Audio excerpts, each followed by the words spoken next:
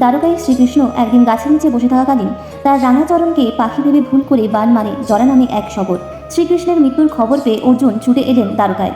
দেহ সৎকারের সময় অর্জুন দেখলেন গোটা দেহটা পুড়লেও নাভিদেশ পুড়ছে না। অর্জুন নাভিটি সমুদ্রে ভাসিয়ে দিলেন। ঢেউয়ের মাথায় ভাসতে ভাসতে এগিয়ে চলল সেই নাভি, আর তাকে লক্ষ্য করে সমুদ্রের তীর ধরে ছুটে চললেন সেই শবর যার বাণে মৃত্যু হয়েছে শ্রীকৃষ্ণের। সেই শবরই পরবর্তীকালে গোপনে নীলমাধব এর পুজো করতে থাকেন। এই খবর পেয়ে কলিঙ্গের রাজা ইন্দ্রদুম্ন দেব ছুটে গেলেন সেই শবরদের গ্রামে। কিন্তু এ কি, নীলমাধব কোথায়? তখনই রাজাকে স্বপ্ন দিলেন যে কাষ্ঠরূপী নীলমাধব সমুদ্রের জলে ভেসে আসছেন। সেই থেকেই বানাতে হবে জগন্নাথ প্রভুর মূর্তি। হাজার হাজার হাতি, ঘোড়া, সেপাই, লোক নিয়েও সমুদ্র থেকে তোলা গেল না সেই কাঠ।